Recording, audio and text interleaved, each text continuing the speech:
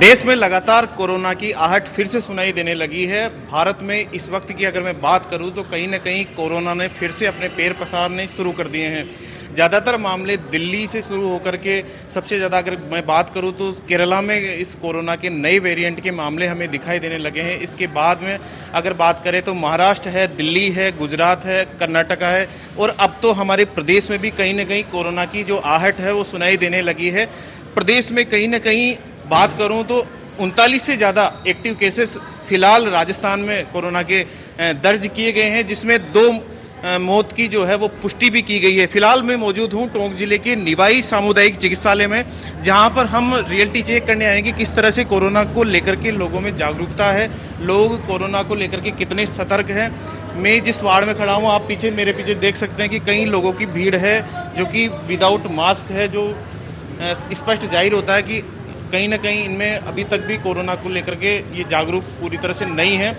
हमारे साथ यहाँ के जो डॉक्टर हैं, डॉक्टर योगेंद्र सिंह शेखावत, उनसे जानेंगे कि किस तरह से यहाँ पर कोरोना को लेकर के अस्पताल प्रशासन ने क्या तैयारियाँ कर रखी है, किस तरह से यहाँ पर ऑक्सीजन प्लांट की सप्लाई है, कितने आइसोलेशन वार्ड में क्या बेड की व्यवस्था है, ये सभी जानकारी हम इनसे जाएंगे। सर देखिए, जिस तरह से कोरोना की दस्तक फिर से राजस्थान में देखी गई है, प्रदेश में है, 2 मौत की पुष्टि की गई है, आप किस तरह से आप देखते हैं इसको और अपने अस्पताल प्रशासन की तरफ से क्या माकूल तैयारियां फिलहाल की गई है? कोरोना से लड़ने के लिए हमारा अस्पताल प्रशासन और हमारा स्टाफ और सभी डॉक्टर्स पूरी तरह से तैयार हैं। कोरोना से लड़ने के लिए हम ऑक्सीजन प्लांट जो है हमारा एकदम सही काम कर रहा है, जिसकी 2 बार मॉक ड्रिल भी की जा चुकी है। इसके अलावा हमारे पास ऑक्सीजन के कंसनट्रेटर और ऑक्सीजन सिलेंडर भरे हुए पड़े हैं, और इसके अलावा एक आइसोलेशन वार्ड अलग से कोरोना के लिए बनाया गया है। अभी तक इस तरह का कोई संदिग्ध मरीज़ हमारे पास में आया नहीं है, फिर भी इस तरह के संदिग्ध मरीजों को जांच और पहचानने की कोशिश की जा रही है, जिससे कि टाइम पे कोरोना को यहाँ फैलने से रोका जाए, लेकिन इस तरह का मामला अभी तक निवाई में नहीं आया है। बिल्कुल, आप बता रहे हैं कि जिस तरह से अभी तक पुष्टि नहीं हुई है या अपने टोंक जिला अभी तक इस बात से अछूता है, लेकिन कहीं ना कहीं अगर मैं बात करूं तो सरकार द्वारा इस मामले में कोरोना के बढ़ते मामलों को देखते हुए एडवाइजरी जारी की गई है। कहीं ना कहीं लोगों को सतर्क रहने की आवश्यकता है, लोगों को मास्क लगाने की आवश्यकता है, दूरी बनाए रखने की आवश्यकता है। अस्पताल में जिन दवाइयों की आपूर्ति कम है, उसके लिए कहीं ना कहीं अस्पताल का जो प्रशासन है वो पूरी तरह से तैयार है। और क्या क्या तैयारियाँ अस्पताल प्रशासन की तरफ से की गई है कि अगर इमरजेंसी आती है तो तुरंत उसको उपचार मिल सके? बिल्कुल, ऑक्सीजन की सबसे पहले ज़रूरत होती है, दूसरा दवाइयाँ होती है बेसिक, और तीसरा आइसोलेशन।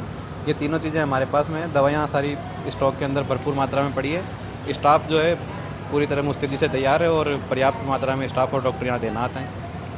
जी, आइसोलेशन की बात करूं तो आइसोलेशन जो वार्ड हमारे अस्पताल में बना रखा है, उसमें कितने बेड की व्यवस्था है, लोगों को वहां पर रोका जा सकता है जिनको आइसोलेट किया जा सके?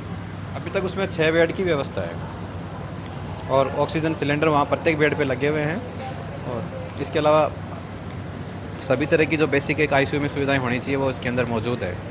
बिल्कुल, आम जन की अगर बात करूं मैं तो अस्पताल में डेली मरीजों की काफ़ी भीड़ देखी जाती है। आमतौर पर जो मौसम चेंज हुआ है उसकी वजह से कोरोना ने दस्तक दी है या अन्य कहीं कुछ भी कारण रहा हो, तो एज ए डॉक्टर आप क्या मानते हैं कि आम जन को किस तरह से इसका बचाव करना चाहिए? अगर उनमें इससे सिम्टम्स दिखे तो वो क्या करें, क्या राय देना चाहेंगे सर?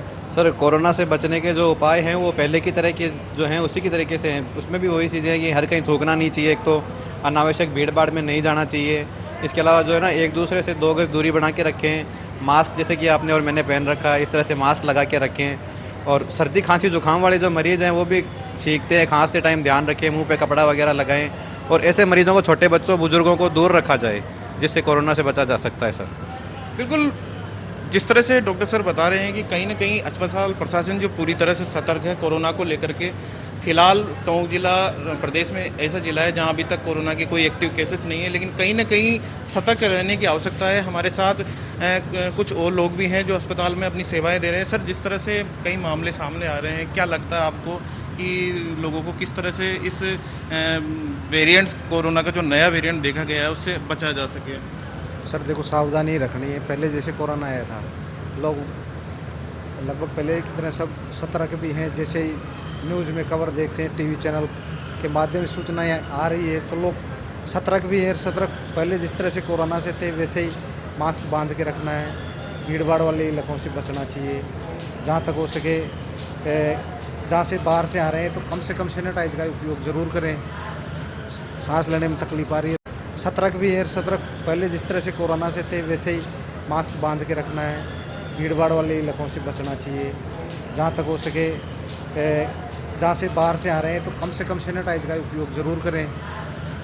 सांस लेने में तकलीफ आ रही है तुरंत हॉस्पिटल में जाएं, अपनी जांच करवाएं। बिल्कुल, देखिए जिस तरह से अस्पताल प्रशासन बता रहा है कि प्रशासन पूरी तरह से सतर्क है और कोरोना को लेकर के कहीं ना कहीं पूरी तैयारियां सरकार की गाइडलाइंस के अनुसार की गई है। मैं जिस वार्ड में खड़ा हूं, हालांकि लोगों में देखा जाए तो फिलहाल कोरोना को लेकर के इतनी सतर्कता नहीं है। मैं जिस वार्ड में खड़ा हूं आप देख सकते हैं पीछे महिलाएं हैं, बच्चे हैं, लेकिन किसी ने भी अभी तक मास्क को लेकर के किसी के मुंह पर मास्क नहीं है। तो हम ये कह सकते हैं कि कहीं ना कहीं लोगों में कोरोना की जो आहट हुई है उसको लेकर के कहीं ना कहीं उन्होंने नज़रअंदाज इस बात को किया है और ये देखना होगा कि लोग क्या इससे सतर्क हैं। फिलहाल मैं एक दो लोगों से बात करना चाहूँगा जो मेरे साथ यहाँ पर मौजूद हैं। आप मुझे बताइए, आपका नाम बताइए सबसे पहले तो। मेरा नाम चंद्रकला है सर। देखिए, आप अस्पताल परिसर में मौजूद है। फिलहाल कोरोना का नया वेरिएंट सामने आ रहा है। आपने अखबारों में, टीवी चैनलों पर सुना होगा कि कोरोना ने फिर से राजस्थान में भी दस्तक दी है। 2 लोगों की मौत की पुष्टि हो गई है। 38 से ज़्यादा लोग कोरोना से वापस त्रस्त हुए। क्या लगता है आपको कि लोगों को इससे बचाव के लिए क्या मास्क लगाना चाहिए कि नहीं लगाना चाहिए? लगाना चाहिए सर, और है ना कहीं पे भी जाए तो दूरी बनाए रखे और कुछ भी करे उससे पहले हाथ धोना चाहिए अपना। कहीं पे फिर आपने मास्क नहीं लगा रखा।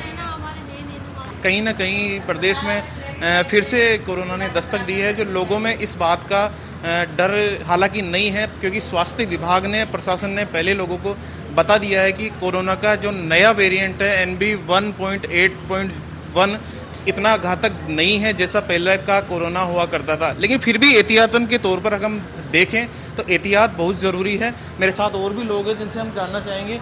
एक गुड़िया है मेरे साथ। आप अस्पताल परिसर में आए हैं, आप कोरोना के बारे में आपने देखा होगा, सुना होगा पहले। आप मुझे बताइए कि जिस तरह से अस्पताल में आप आए हो तो कोरोना में हमें मास्क लगा कर आना चाहिए, क्योंकि सरकार ने फिर से एडवाइजरी जारी की है। क्या लगता है आपको, मास्क जरूरी है या नहीं है? मास्क लगा कर आना चाहिए, ज़रूरी है वो तो, ताकि है ना संक्रमण से फैलता है ना कोरोना, तो वो ना फैले, कम से कम लोगों में वो रहे और ज़्यादा से ज़्यादा सुरक्षा हो।